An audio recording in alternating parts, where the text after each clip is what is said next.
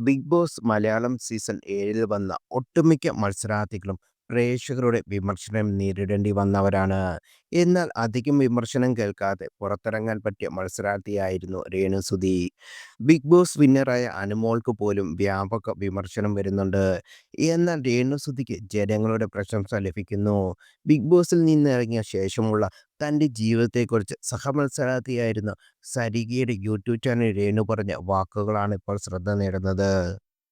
Big ബോസിലെ കാര്യങ്ങൾ അവിടെ കഴിഞ്ഞുവെന്ന് രേണു പറയുന്നു. ആരാണെന്ന് പറയുന്നില്ല.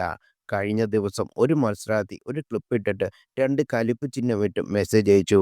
"എടേയ് അത് ഗെയിമല്ലേ, നീ എന്നെ പലപ്പോഴും നോമിനേറ്റ് ചെയ്തിട്ടില്ലേ, അത് അവിടെ കഴിഞ്ഞുവെന്ന് ഞാൻ പറഞ്ഞു. അത് ഗെയിമാണ്, ഇത് ജീവിതമാണെന്നും രേണുസുതി പറഞ്ഞു. തനിക്കിപ്പോൾ മാനേജർ ഉണ്ടെന്നും രേണുസുതി പറയുന്നു. ബിഗ് ബോസിന് ശേഷം വന്ന മാറ്റം എനിക്ക് മാനേജരായി എന്നതാണ്. അവൾ മാനേജറാണോ എന്ന് ആളുകൾ ചോദിക്കും.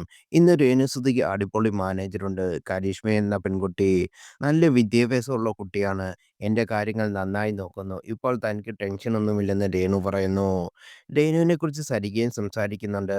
ജീവിതത്തിൽ ഒരുപാട് കഷ്ടപ്പാടുകൾ സഹിച്ചു, ഒരുപാട് ചെളിവാരിയിലേറിയലുകൾ സൈതന്യം നേരിട്ട് തലയുയർത്തി നിൽക്കുന്നയാളാണ്. ഒരാളെക്കുറിച്ചും അന്നും ഇന്നും കുറ്റം പറയാത്ത വ്യക്തിയാണ് രേണുസുതി.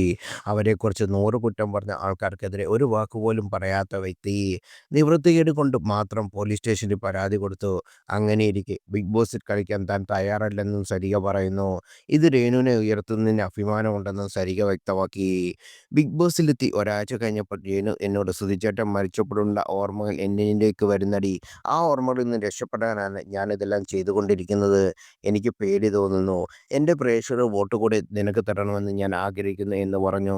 ഇത് സ്ട്രാറ്റജിയല്ലെന്ന് ഞാനന്ന് തിരിച്ചറിഞ്ഞു. നമ്മൾ പുറത്തിറങ്ങിയാൽ സ്വഭാവം നീ മാറ്റില്ലല്ലോ. ഇറങ്ങിക്കഴിഞ്ഞാൽ നമുക്ക് മീറ്റ് ചെയ്യണം എന്ന് രേണു എന്നോട് പറഞ്ഞു.